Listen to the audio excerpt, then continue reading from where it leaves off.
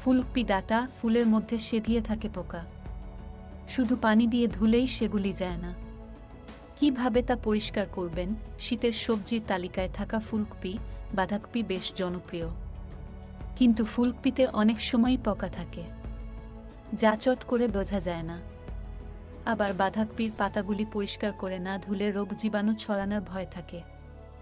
অনেকেই বাড়িতে পানিতে ধুয়ে কপি রান্নায় বসিয়ে দেন। এতে কিন্তু কপির ময়লা, পোকা সবটা পরিষ্কার হয় না। তাহলে আর কিভাবে পরিষ্কার করবেন? চলুন দেখে নিই। ১. ফুলকপি প্রথমেই ছোট টুকরো করে কেটে ভালো করে পানি দিয়ে ধুয়ে নিন। ২. একটি বড় পাত্রে পানি নিয়ে তাতে নুন দিয়ে ফুলকপি মিনিট ২ ভাপিয়ে নিন। গরম এবং নুন পানি ফুলকপির আনাচ কানাচে থাকা পোকামাকড় বেরিয়ে আসবে। ৩. এরপর বরফ পানিতে বেশ কয়েক মিনিট ভিজিয়ে রাখুন। এতে গরম হওয়া ফুলকপি আর সেদ্ধ হবে না। তারপর পরিষ্কার কাপড়ের সাহায্যে পানি মুছে নিন।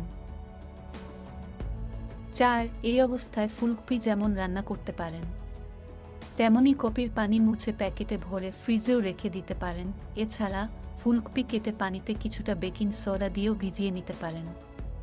এতে ফুলকপিতে থাকা পোকা বেরিয়ে যাবে, ময়লাও পরিষ্কার হবে।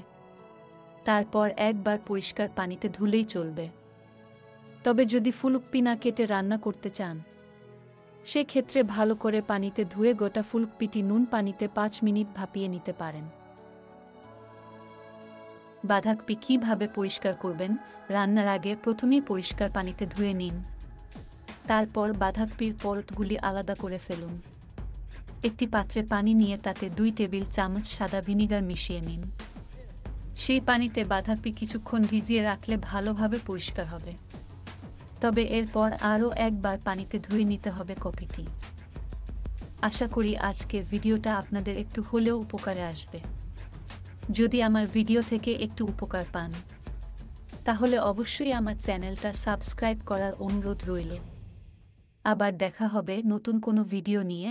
সেই পর্যন্ত সকলেই ভালো থাকুন। আল্লাহ হাফেজ।